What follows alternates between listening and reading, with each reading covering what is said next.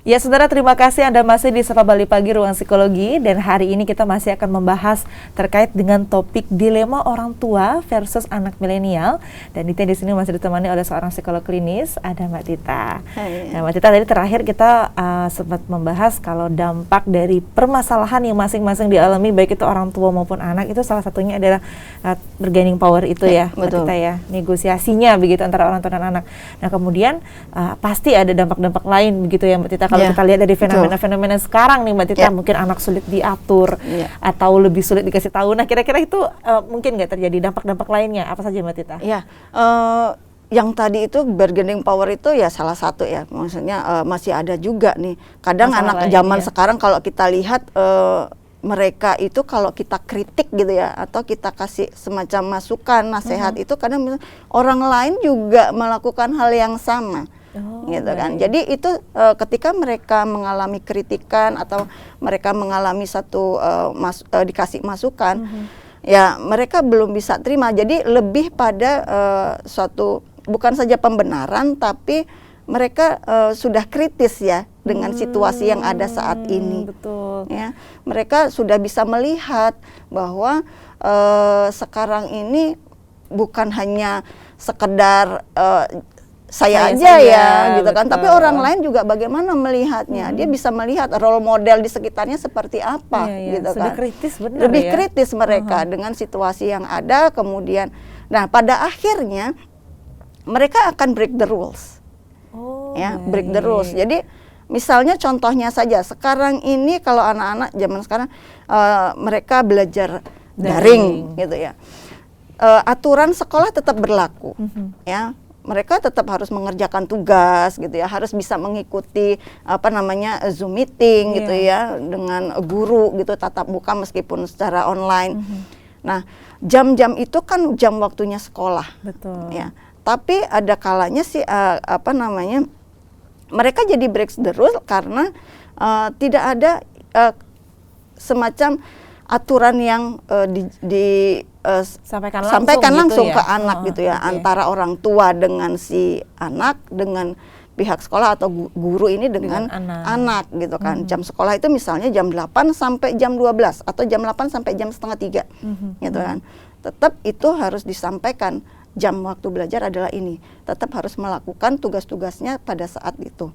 Ya, kalau kita balik lagi dengan bargaining power, kalau orang tuanya sendiri sulit untuk melakukan itu dan lebih kalah dengan anak, maka akan anak ini tidak akan mengikuti aturan-aturan yang kita berikan.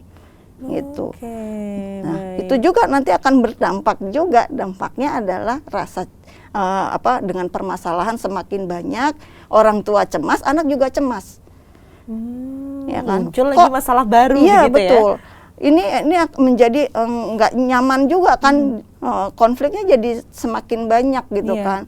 Orang tua maunya tetap anak bisa ngikutin aturan, tapi mereka kalah dengan kalah dengan si anak, keinginan si anak, makanya akhirnya ya sudahlah gitu kan. Tetap kamu lakukan aja, tapi nanti dilakukan ya, padahal nggak bisa juga seperti itu.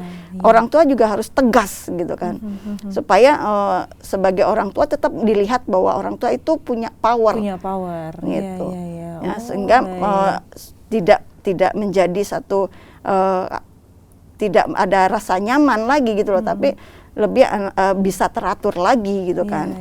Karena itu bisa memunculkan permasalahan baru tadi, rasa cemasnya, stres ya kan, stres orang tua, stresnya si anak karena tuntutan-tuntutan seperti itu. Baik, berarti itu memang terkait dengan bagaimana orang tua dan anak itu benar-benar bisa ada komunikasi begitu ya, Mbak Tita ya. Dan itu pentingnya orang tua ternyata untuk bisa mengobservasi mungkin perilaku dan cara berpikir anak begitu kurang lebih, Mbak Tita. Nah kalau kita berbicara soal orang tua harus punya power di rumah gitu ya, harus tetap memposisikan diri sebagai orang tua dan sebagainya. Sebenarnya apa sih Mbak Tita yang mempengaruhi cara pikir dan perilaku anak-anak itu sebenarnya apa yang mempengaruhi sehingga muncul output sedemikian gitu, Mbak Tita? Kalau kita lihat gitu ya, cara berpikir si anak gitu dari tahapan perkembangannya, permasalahan-permasalahan itu tidak lepas dari 3 hal sih ya. Yang pertama itu adalah pola asuh, ya. Bagaimana orang tua ini mengasuh si anak atau parenting lah ya, model parentingnya seperti apa. Kemudian yang kedua itu adalah komunikasi antara suami dan istri, antar orang tua, tua ya, gitu ya. Kemudian adalah perkembangan dan pertumbuhan si anak sendiri. Nah, ini 3 hal yang harus kita tahu gitu loh. Sebagai seorang, sebenarnya kalau kita bicara masalah orang tua, tidak ada sekolah sebagai seorang orang tua. Betul. Sekolah orang tua nggak ada. Iya. Tapi orang tua ini punya tugas gitu ya, tanggung jawab bagaimana dia bisa tetap melakukan tugasnya dengan ya nggak ada salahnya nambahinlah ilmu gitu ya. Kalau ada misalnya semacam buku mengenai parenting tuh kayak gimana sih gitu ya, tambahlah ilmu dari situ, tambahlah pengetahuan dari situ ya. Kemudian selain bacaan juga cobalah cari informasi-informasi melalui tontonan. Ya, sekarang sudah banyak juga ya. Banyak di TV nyediain kayak gini kan juga sebagai salah satu media yang bisa menambah ilmu buat mereka juga gitu kan. Ini sekolah gitu loh. Sekolahnya bukan hanya sekedar sekolah formal gitu, tapi ini adalah sekolah untuk bisa menambah wawasan mereka, pengetahuan mereka. Nah, pola asuh orang tua ini juga sangat penting gitu kan. Ada tiga pola asuh yang memang kalau secara umum ya orang tahu mana sih yang juga baik gitu ya dilakukan gitu kan. Ada tipe orang yang pola pengasuhannya permisif gitu ya. Ada yang yang keras ya.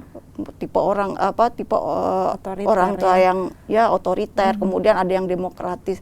Ya, sebisa mungkin kita bisa tahu pada hal-hal yang memang bisa membuat anak itu berkembang dengan baik. Ya, betul. Misalnya contohnya kalau orang yang demokratis gitu kan, kita ngobrol sama anak gitu ya, kita tetap terbuka dengan anak apa yang yang ingin kita sampaikan. Kita harus tahu juga, tipe anak saya ini tipe orang yang sangat kritis gitu ya. Dia apa-apa selalu logis gitu kan. Bertanya, semuanya harus dia gitu ya, dengan logika gitu ya. Saya harus menghadapi anak seperti ini, saya mesti kayak gimana gitu kan. Ya berarti saya mesti nambah ilmu nih, nambah wawasan buat saya, supaya ketika nanti saya menyampaikan hal itu saya ada alasan yang memang itu logis gitu kan. Nah, kalau tipe anak yang memang anak ini tidak terbuka gitu ya, anaknya tertutup, ya lakukanlah pendekatan dengan jalan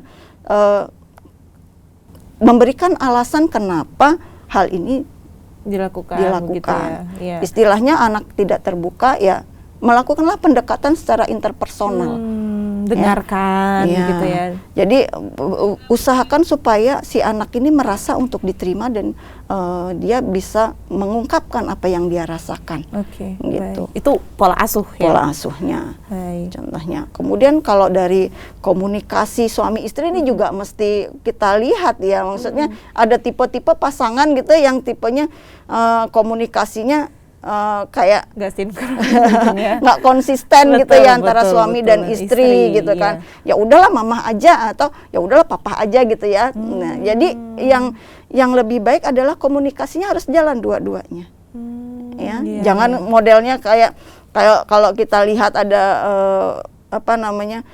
hanya main perintah aja gitu ya, kayak di perusahaan gitu kan ada main perintah aja. Tapi kita sebagai suami istri itu harus sebagai leader. As a leader kita komunikasinya seperti apa gitu kan. Lebih ngayomin orangnya gitu ya. Kalau di rumah ya kita ayomilah si anak. Betul. Ya. Kita tunjukkan caranya yang baik seperti apa gitu kan. Kalau salah ya tunjukkan salahnya. Salahnya di mana? Salahnya di mana? Bukan sesuatu yang menunjukkan sesuai dengan emosi yang ada. Gitu. Berarti itu komunikasi antara ibu dan ayah begitu. Betul. Kemudian tadi ada perkembangan juga. Ada perkembangan. Kita ya ini kita mesti paham juga ya, setiap anak itu punya tahapan perkembangan ya, sepanjang hidupnya dia gitu kan. Mulai dari lahir anak ini sudah bisa apa sih gitu ya. Kemudian nanti usia sekian sampai sekian harusnya sudah apa. Itu yang perlu diketahui orang tua juga. Jadi lebih banyak juga lah belajar juga nih gitu ya, nambahin pengetahuannya gitu kan. Kalau misalnya ini coba nanya-nanya, sharing dengan orang-orang yang punya pengalaman, entah itu juga profesional. Kita bisa lewat situ kayak tahu perkembangan si anak, karena perkembangan setiap anak itu pasti akan harus melewati itu. Jadi nanti kalau kita sudah tahu perkembangan dan tidak dilalui itu konsekuensinya apa, itu pun juga harus diketahui juga gitu. Wow, ternyata nggak cuma anak milenial yang punya PR, orang tua pun juga punya PR begitu ya Mbak Tita, menghadapi anak milenial dengan karakter yang tadi sudah disebutkan oleh Mbak Tita. Dan untuk itu di di ruang ini kita perlu solusi nih dari Mbak Tita, mumpung ada psikolog klinis. Kira-kira seperti apa sih Mbak Tita solusinya begitu ya, untuk bisa menjalin hubungan yang baik kurang lebih begitu antara orang tua dan anak menghadapi setiap permasalahannya. Kita butuh solusinya itu, tapi kita akan bahas di segmen selanjutnya ya Mbak Tita. Nah saudara, setelah ini kita akan membahas kira-kira seperti apa solusinya ya untuk permasalahan dilema orang tua dan juga anak milenial. Tapi kita akan jeda sejenak. Untuk itu jangan kemana-mana, tetap bisa Pagi Ruang Psikologi.